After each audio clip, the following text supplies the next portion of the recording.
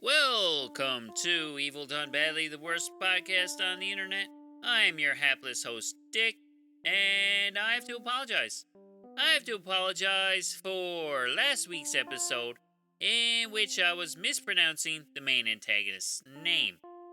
Apparently, Arius is not pronounced Arius. It's pronounced Arias. Like, areola. That's a good word, and I've been waiting a long time to work that word into an episode. Boom! Nibble time. Right, areola. So, anybody who checked out the Jody Arias episode from last week, you have my condolences for having to listen to my buffoonery for those 27 minutes. Now, I considered going back and re-recording the episode, but it occurred to me that fixing that up would totally go against the whole spirit of this crappy podcast. Incompetence is the one thing we're good at. And it would also be a huge pain in the ass, and I'm not going at it. Not to mention, she's a cunt and doesn't deserve to have her episode redone. I'm proud to have shagged up her name. So, the Jody Arias episode is gonna stay the Jody Arias episode, and I stand by my lack of quality. It's not as if anyone was gonna hear it anyway. We have 3 listeners, and they are all well aware by now of what kind of operation we're running around here. And it's a terrible operation, and that's how we like it. And speaking of our listeners, we have a request this week. This week we're covering serial killer Israel Keyes, and we'll probably be pronouncing his name wrong too. Israel Keyes was sent in by listener Mandy N, and I can't wait to dig into it. So thanks for sending that in, Mandy. Now grab yourself a drink, hold onto your arse, and let's hear the theme song.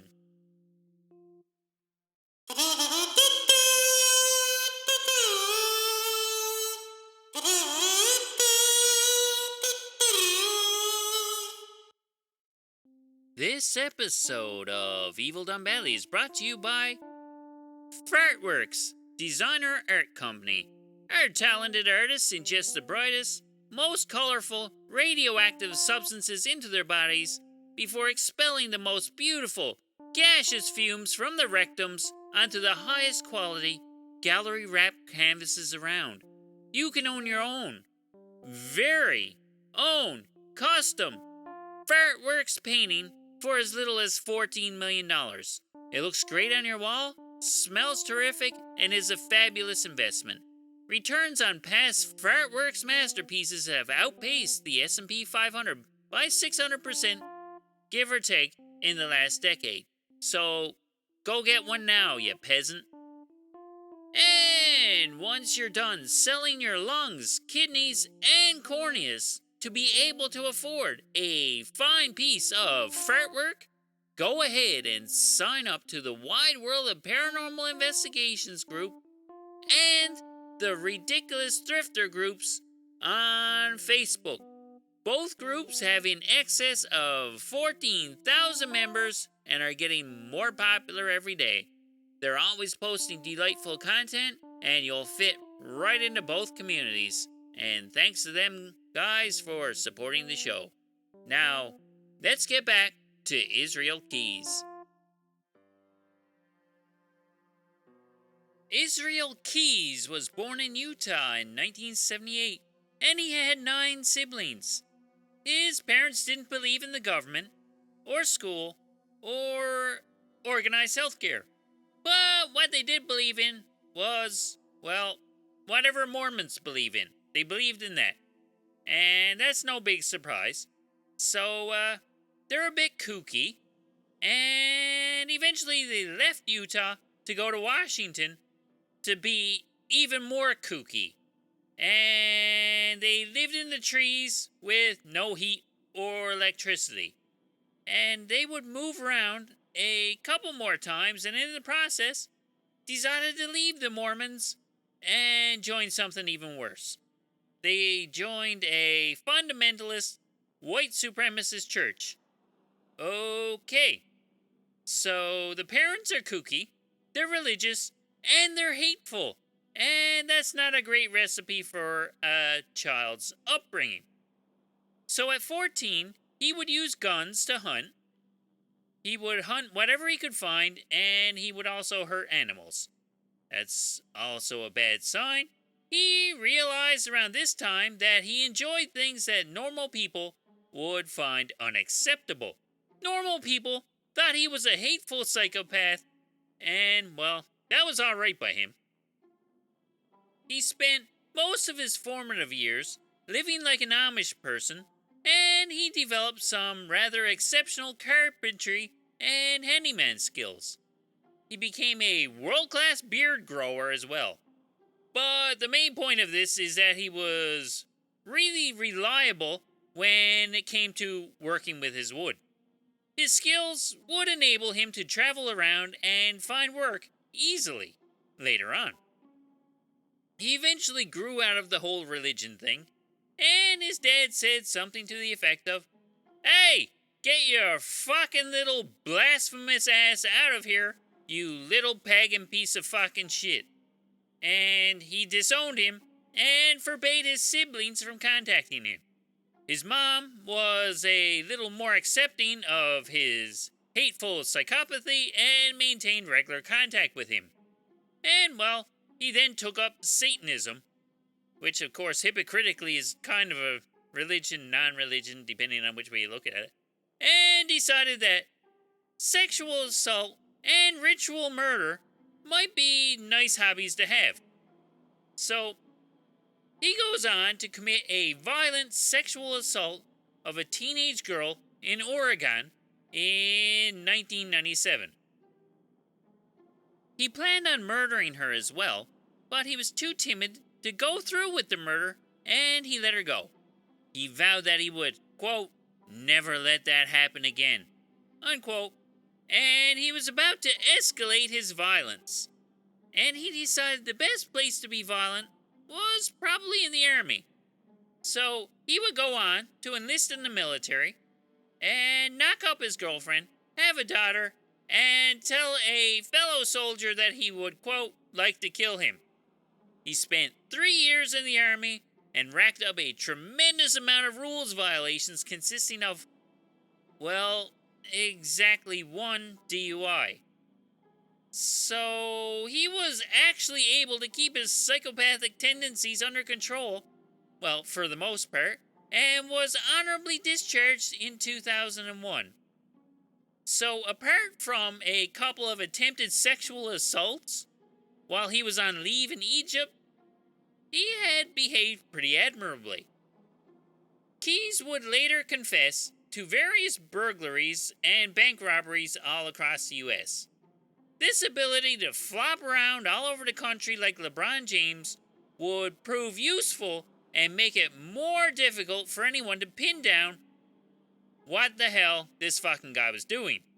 He was also patient and very well prepared. He stashed what he called kill kits in various far-flung cities across the U.S. and would come back sometimes years later when he felt like using them on people in the vicinity. These kits would contain guns and ammo, duct tape, tiny shovels, rope, and various other dead body concealment materials. He crammed whatever he could into those orange plastic Home Depot buckets. He sealed them up, and he buried them. That's a great slogan for you there, Home Depot. Home Depot, helping American murderers dispose of their bodies since 1978. Punchy, ain't it? Go ahead, gang. Go ahead, Home Depot, you can use that. I won't sue you if you do. Another fact about Keyes' murders that made him very hard to track down was the variety of his victims. He didn't have a preferred type or even sex of victim. He was indiscriminatory and basically killed whoever happened to be around at the time.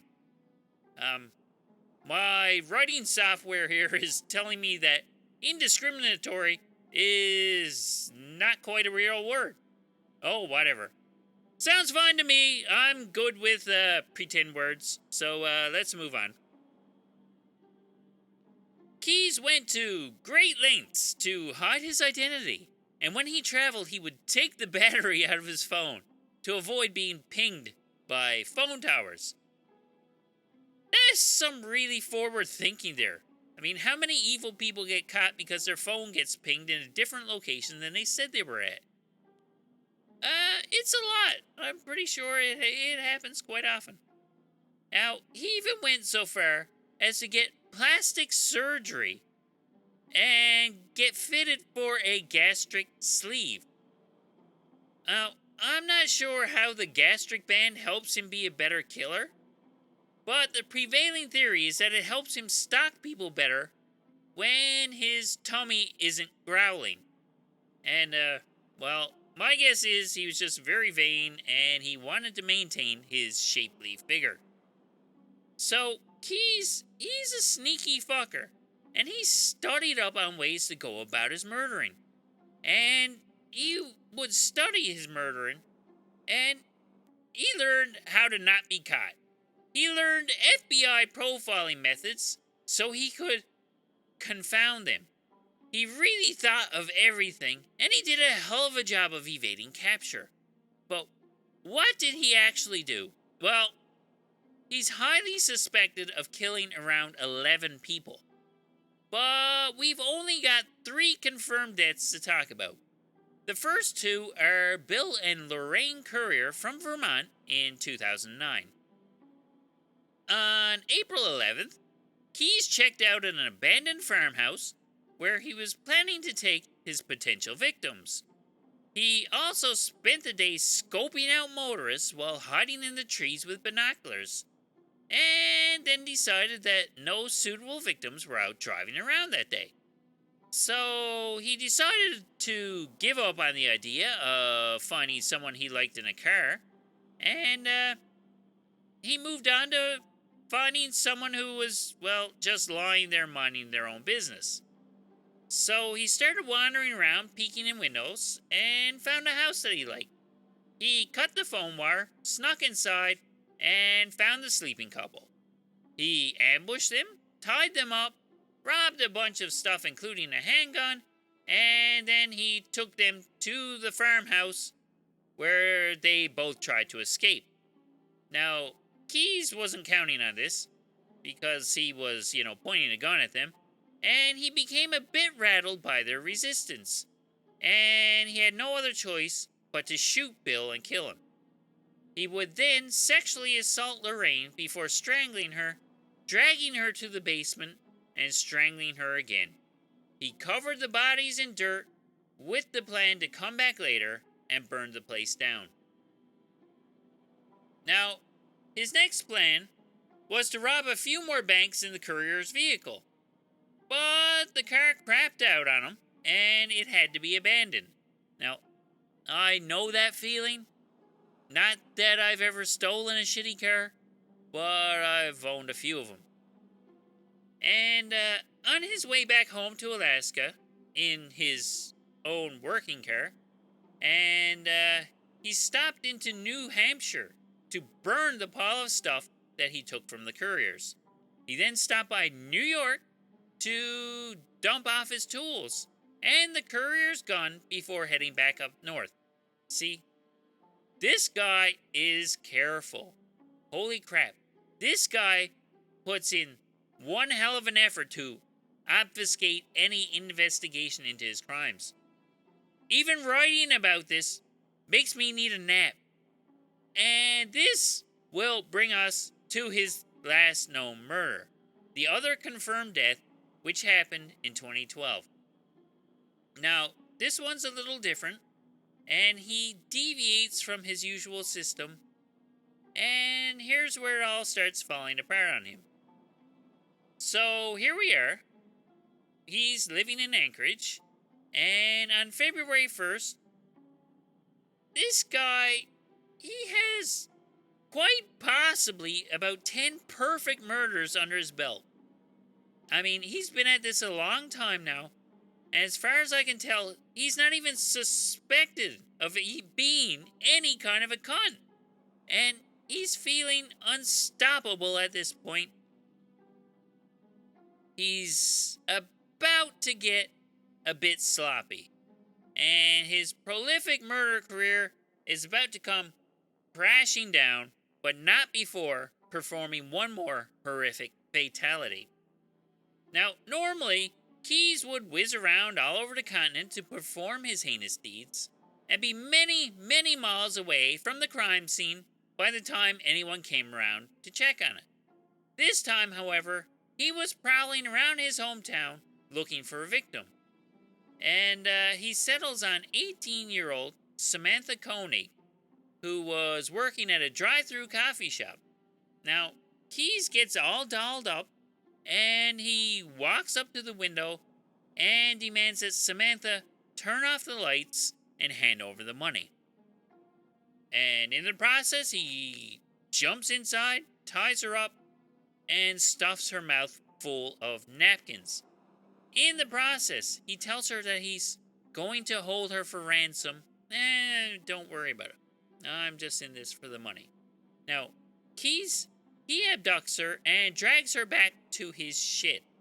I have no idea how crowded Anchorage is, but stealing people from coffee shops seems hard to do without anybody noticing.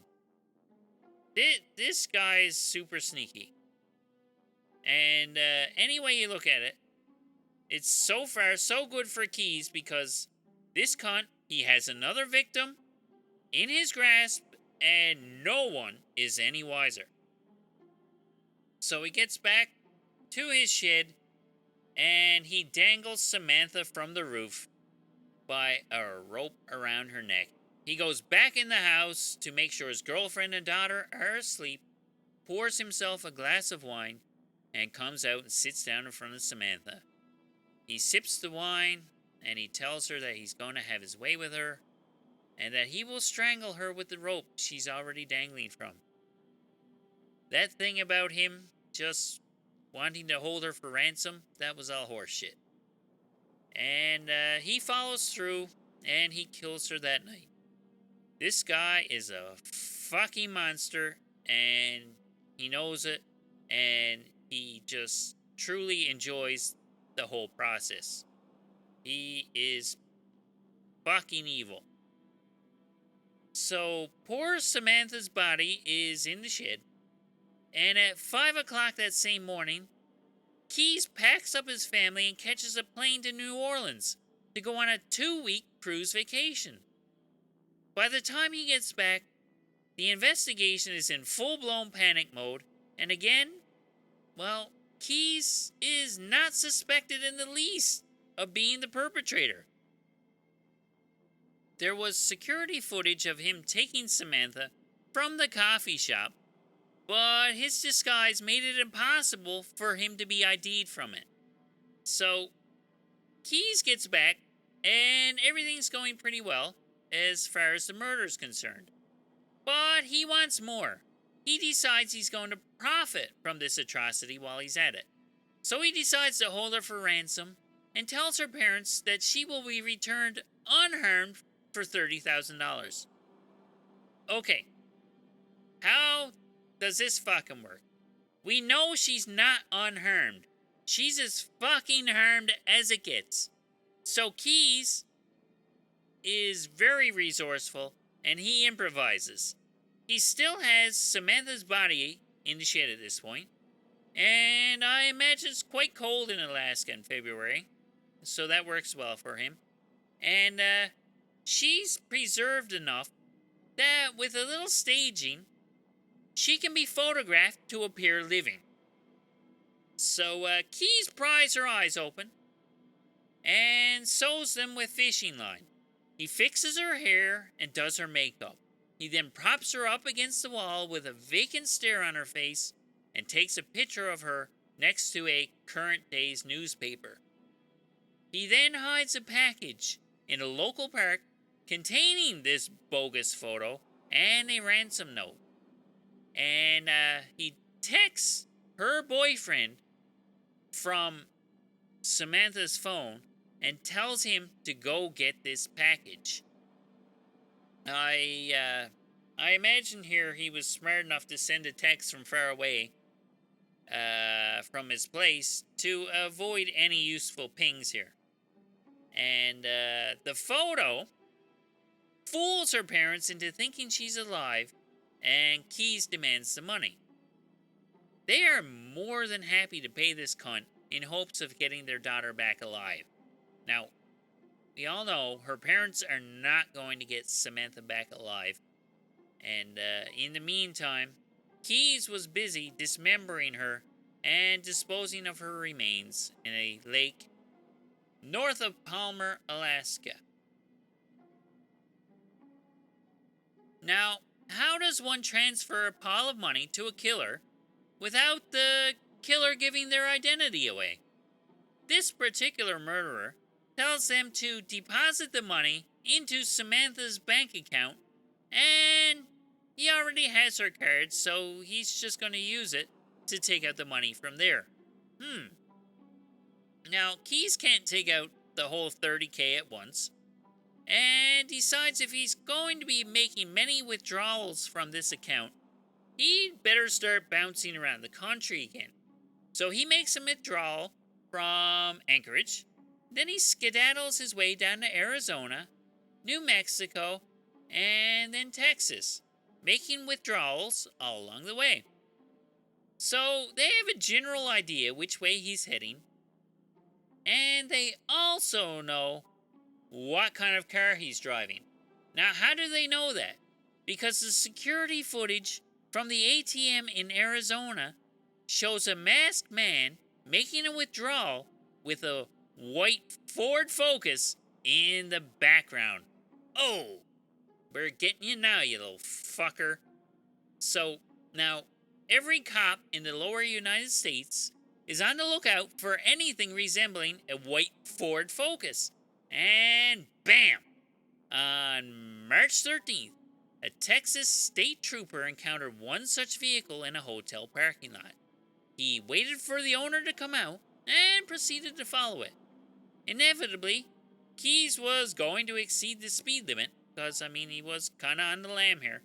And he gets pulled over for going a mile or two over 55 miles an hour. Now, the trooper searches the car, and kapow! They find stacks of cash with red dye on them. They find Samantha's phone, her ATM card, and the fake beard and mustache Keyes had been wearing to hide his identity at the bank machines. Keyes was not weaseling out of this one.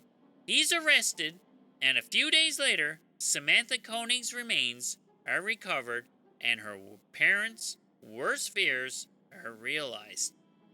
Now, in May of that year, Keyes would attempt to escape from a courtroom by breaking out of his ankle chains. He was apprehended in the process and was hopefully beaten down brutally.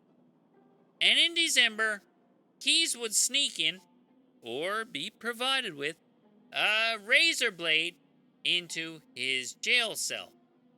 And nope, he's not allowed to have this razor blade, but someone wanted him to have this razor blade. He would then go on to commit suicide while strangling himself and slicing his arms up. So, he's very thorough. He left behind a suicide note and 12 drawings made with his own blood. 11 were skulls, and one was a Baphomet, which we've talked about before, and it's the coolest evil goat creature ever, and is associated with the Church of Satan, so that makes sense. It is commonly accepted that each one of these skulls represents a victim, and it fits right in line with what he said while he was alive. Apart from the number of victims, though, he was very sparse on the details of his killings.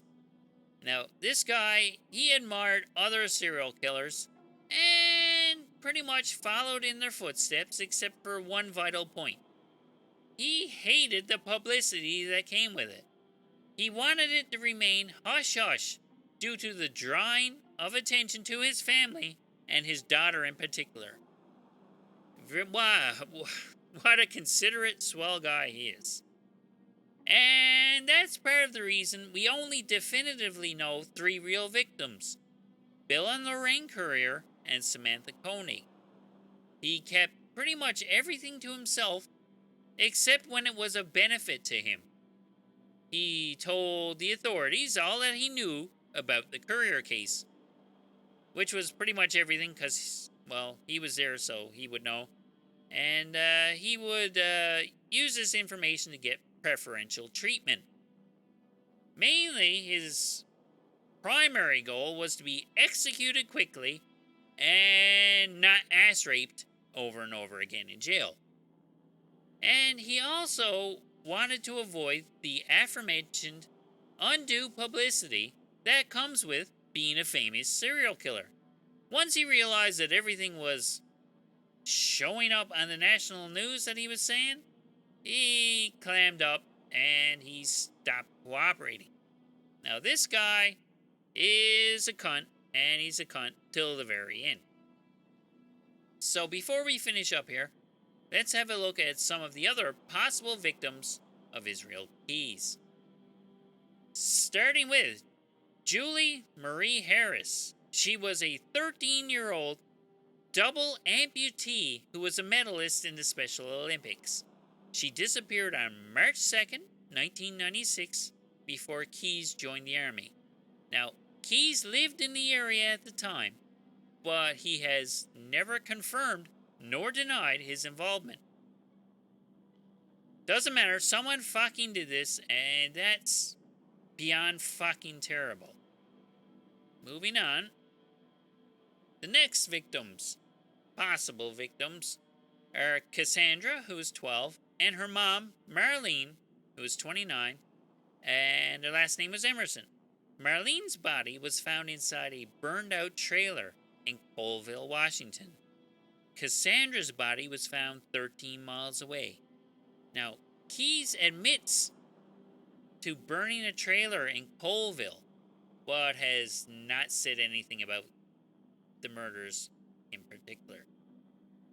Keyes also admitted to 3 more murders in Washington, but the identities and validity of these claims are up in the air, but I don't think anybody doubts his word on this one. Now, he confessed to 1 murder in New York State, but no one has any idea who it was or what happened. Despite the lack of everything, and we're just gonna take Keyes' word on it, and we're gonna see his account as valid.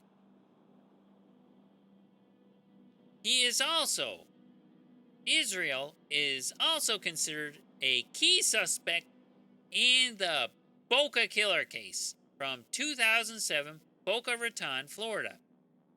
Now, victims include Randy Ann Mallet Scorenberg, Nancy Bociccio, and her 7-year-old daughter, Joey. So, there you go. Israel Keyes, he might actually have a nickname. Moving on, we have 48-year-old Deborah Feldman, who went missing from her apartment in Hackensack, New Jersey in 2009, and her body has never been discovered. Keyes was asked her about her, and he replied, quote, "I don't want to talk about her yet," unquote. So he more than likely had something to do with it. And Madison Geraldine Scott was last seen at a campsite in British Columbia, Canada in 2011. This campsite is about a 30-hour drive from Anchorage, so it's not that far away from his house. Her body was discovered in May of this year, 2023, and, well, Keyes pass through Canada regularly, and, you know, it's kind of hard not to pass through Canada when you live in Alaska and you're going back and forth between the continental U.S. and Anchorage. Canada's kind of big and it kind of gets in the way. So Keyes was asked if he ever killed anybody in Canada, and he replied, quote, "Canadians don't count." I should be offended by that. but I am not wasting any of my time worrying about what this cunt said about us. Canada's awesome. It's a tad bit cold most of the time, but it's awesome nonetheless. And the last potential victim we have here is James Lamar Tidwell Jr. He was a 58-year-old electrician in Texas. Keyes robbed a bank wearing a disguise which was allegedly made from Tidwell's hard hat and his hair. Keyes later admitted to wearing human hair as part of the disguise, but wouldn't elaborate any further, because he's a cunt. So, if all this pans out, and it probably does, this guy is a real piece of work. He was fiendish enough to get away with a whole shitload of sexual assaults, murders, robberies, and God knows what the fuck else for the better part of 15 years. This guy was smart, patient, and pure hateful evil. I think it's safe to say at least 10 people lost their lives to this bastard. And since he doesn't count Canadians, that number could be exponentially higher than that. I mean, we do have tons of unsolved murders around here. And with an inordinately high percentage of them being along the highways in BC. We even have a special name for this morbid stretch of road called the Highway of Tears. Now, my money says that this fucker had his hands in at least a few of these disappearances. Seems very likely. And that will do it for Israel Keyes. Get this piece of shit off my podcast. I don't want to talk about him anymore. And there you have it. Another lousy episode of the worst true crime podcast ever, Evil Done Badly, is in the books. If you would like to reach out and suggest future episode topics, we can be reached on Twitter or Instagram at Evil Done Badly, or by email at evildonebadly@gmail.com. So, thanks for listening. My name is Dick, and I hope to see you next time. Thanks again. Bye-bye.